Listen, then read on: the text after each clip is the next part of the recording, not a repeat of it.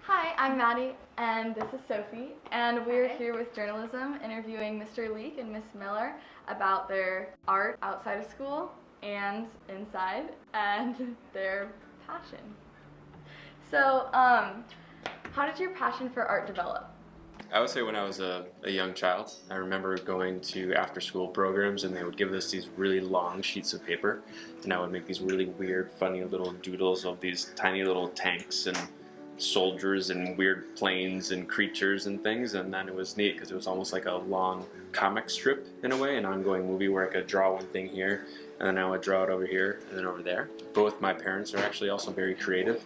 My father was doing woodworking and other things like that, and my mother was doing crafts like quilt making, sewing, all those kind of things. And I have an older brother who's also interested in painting, so it was kind of around our family all the time. Would you say there was a specific person who was the most inspirational? At the time, it was more my immediate family, but then as I was getting a little bit older through high school, I remember specifically one teacher of mine, Ms.Leake. She was my art teacher in high school that taught drawing and painting as well as a three-dimensional course. And so she was really influential in terms of trying to say, hey, you can actually do something with the arts if you want to. And so she was really kind of challenging us in a new way rather than it is fun, but also you potentially could do something with it if you wanted to.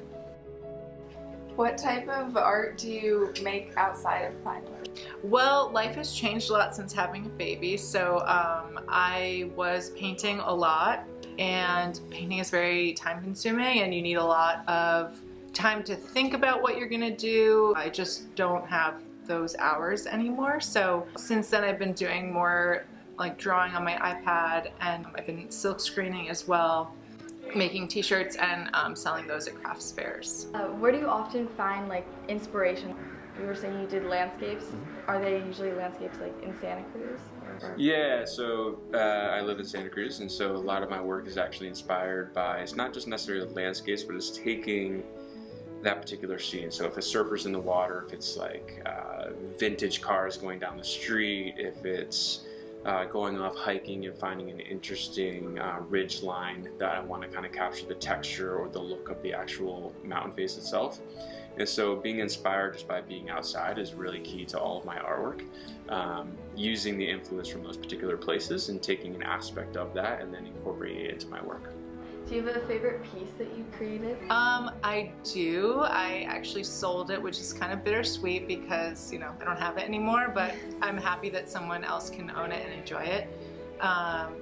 It was actually inspired by one of my trips to Chichen Itza. A lot of my art is influenced by art history. I really love going to archaeological sites, so going to see Chichen Itza in person, I was just thinking about the fact that there's these pyramids that are built all over the world and those people didn't know each other. I imagined this alien planet that had kind of like a cracked earth, like a sunset in the sky, and then I had these three pyramids, sort of suggesting that they were used for ritual or whatever. But the idea was creating this alien planet where people, or, you know, not people, but aliens, I guess, also had these ideas of making monuments to the heavens.